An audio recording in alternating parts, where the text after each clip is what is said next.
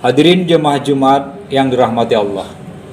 Beberapa waktu lalu, beberapa hari ini kita memasuki awal bulan Rajab, di mana bulan Rajab ini memiliki keistimewaan di antara bulan-bulan yang lain yang juga istimewa, seperti bulan Ramadan dan bulan Sya'ban. Bahkan saking istimewanya Rasulullah membuat doa khusus untuk bulan ini.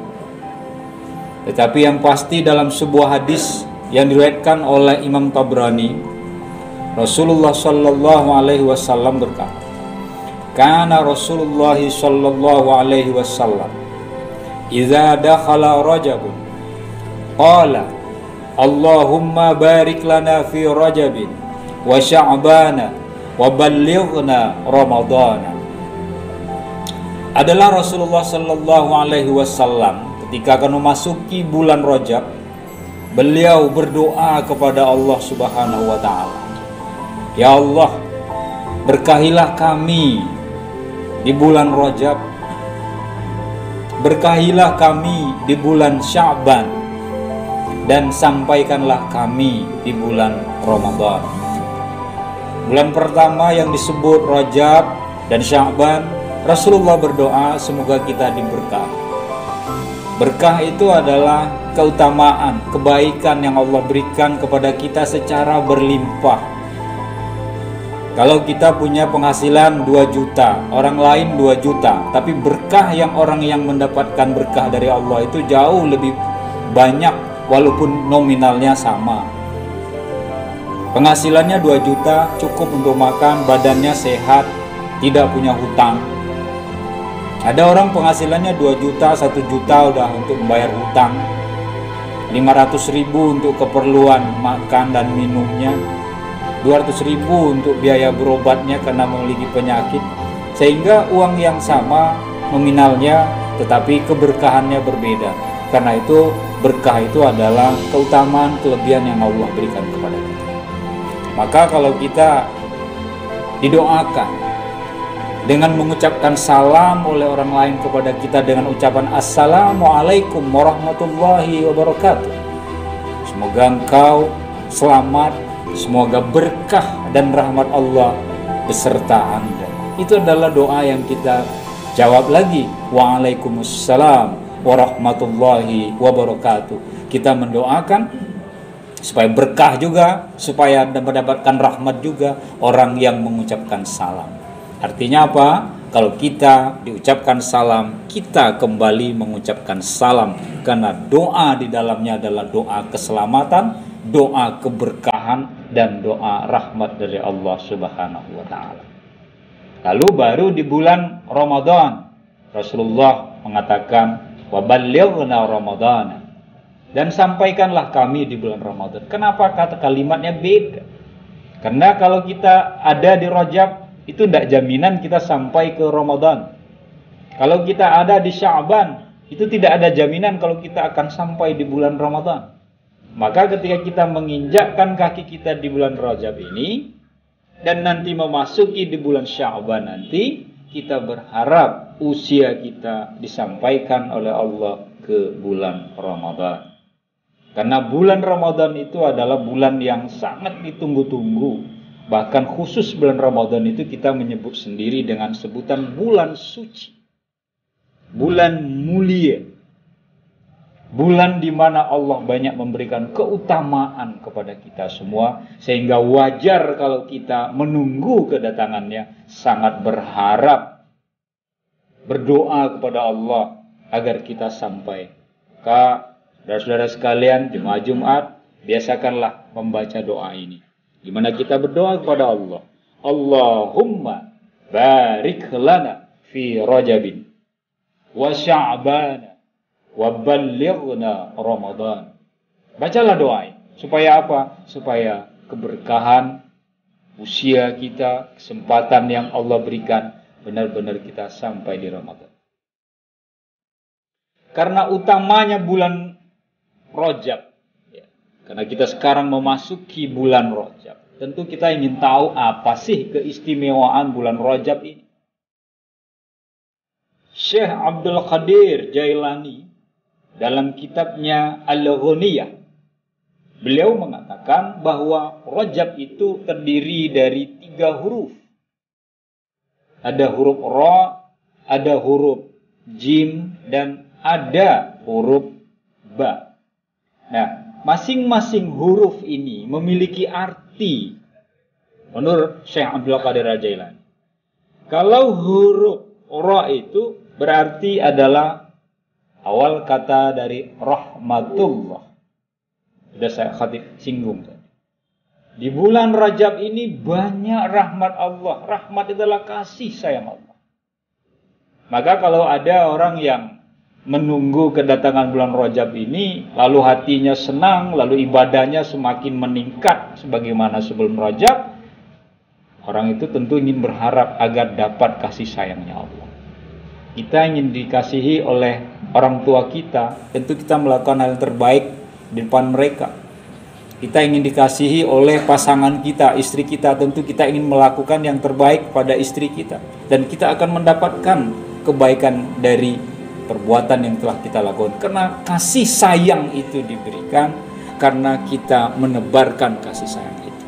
Wajar kalau kita memberikan perbuatan yang sifatnya membuat orang benci, membuat orang murka, dibalas lagi oleh orang dengan perbuatan yang sama. Walaupun Islam tidak mengajarkan seperti itu. Ada orang berkata kasar, akhirnya berkelahi, mendapat imbalan atas perbuatan kasarnya. Ya. Karena tidak ada kasih sayang di situ. Tetapi kalau kita melakukan kasih sayang, menyeberangkan orang saja di jalan ketika orang itu tidak bisa menyeberang, membantu orang dalam kesulitan ketika dia membutuhkan bantuan, terlihat kasih sayang itu. Mungkin kita hanya menolong kecil saja, tetapi bagi orang itu bernilai. Karena nilainya adalah sayangnya itu sendiri. Apalagi kalau rahmat Allah itu yang Allah berikan kepada kita. Yang kedua adalah huruf Jim, yaitu judullah, yaitu artinya kemudahan dari Allah. Kalau kita mendapatkan kemudahan, tentu kita berharap segala urusan yang kita lakukan itu dimudahkan oleh Allah. Sulit memang, tapi kita bisa menyelesaikan masalah itu. Allah tidak pernah menjanjikan kemudahan dalam hidup kita. Tetapi Allah selalu memberikan kemudahan setiap kesulitan yang kita lakukan. Habis gelap, terbitlah terang. Dalam surah Al-Insyirah disebutkan, bahkan 2 kali. Fa inna ma'al usri yusra. Inna ma'al usri yusra. Sesungguhnya di balik kesulitan itu akan ada kemudahan. Baik kalau dalam hidup kita diberi cobaan oleh Allah, apakah dengan pekerjaan kita, apakah dengan anak-anak kita. Nah, kita nakal misalnya sulit mendidiknya, atau istri kita harus sabar menghadapi ocehannya atau omelannya. Dicoba kita semua itu. Sanggup gak kita? Kalau kita lolos dengan cobaan itu, kesulitan-kesulitan yang kita hadapi itu akan Allah tunjukkan jalannya kepada kita. Maka kalau ada pepatah kita yang mengatakan, di mana ada kemauan, di situ ada jalan. Kemauan kita untuk beribadah ada, maka Allah akan mudahkan kita dalam beribadah. Orang yang naik haji itu tidak bisa dihitung secara matematis materi yang dia miliki. Ada tukang parkir naik haji banyak. Ada pedagang kelapa naik haji banyak. Ada pedagang sayur naik haji banyak. Bahkan sebuah riset yang dilakukan oleh Kementerian Agama, ternyata jamaah haji Indonesia itu justru yang berangkat banyak itu adalah orang yang ekonominya menengah ke bawah. Kenapa? Ya karena kemauan ada. Walaupun secara matematis penghasilannya berapa sih, tapi dia keinginan itu ada. Allah menunjukkan jalannya. Maka yakinlah apa yang Allah katakan. Di balik kesulitan itu ada kemudahan. Kalau kita yakin dengan kehidupan kita seperti itu, walaupun ada tantangan banyak dalam hidup kita, Allah akan menunjukkan kemudahan-kemudahan itu dalam hidup kita. Lalu yang ketiga adalah huruf Ba, yaitu birrullah, kebaikan Allah. Allah itu sangat baik kepada umat manusia. Orang yang menyembahnya atau orang yang tidak menyembahnya sama, rezekinya yang mudah. Kita lihat orang-orang kaya di dunia ini banyak yang non-muslim kan. Kalau Allah milih ya orang Islam aja lah yang menyembahku. Tak bikin hartanya banyak melimpah, tidak nyatanya. Orang-orang kaya itu justru seperti Bill Gates misalnya, Jack Ma misalnya, bukan orang Islam. Ada pun orang Islam hanya sedikit. Paling raja-raja Arab sana, Sultan Hasan al-Bolkiah, dan beberapa gelintir saja. Allah itu baik, tetapi kebaikan Allah yang Allah berikan kepada kita itu berbeda. Kenapa bedanya? Kalau kebaikan yang Allah berikan kepada seluruh umat manusia itu adalah Ar-Rahman-nya Allah. Allah pengasih, semua dikasih. Mau menyekutukan Allah, bahkan ada orang yang menghina Allah sendiri. Bahkan ayat-ayat Allah itu, Al-Quran itu dia nauzubillahi min zalik, ada yang membakarnya, ada yang buat kotoran segala macamnya. Allah tidak merubah kehidupan biasa saja. Ya, walaupun nanti balasannya akan ada. Tetapi kita umat Islam ini Allah memberikan rahmannya kepada kita, memberi kasih sayang kepada kita, dan Allah memberikan Ar-Rahim, penyayangnya, sayangnya Allah kepada kita. Kita baca syahadat saja itu sudah jaminan kita untuk masuk surga. Man qala la ilaha illallah dakhala al-jannah, dalam sebuah hadis Rasulullah. Nah, siapa yang mengatakan la ilaha illallah, dia akan masuk surga. Walaupun nanti karena perbuatan dosa yang segala macamnya dia akan dibakar dalam neraka.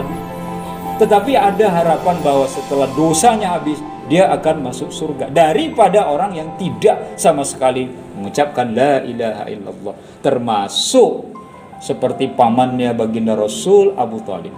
Dia percaya dengan Rasul, dia percaya dengan Islam, tapi dia nggak pernah mau mengucapkan syahadatain.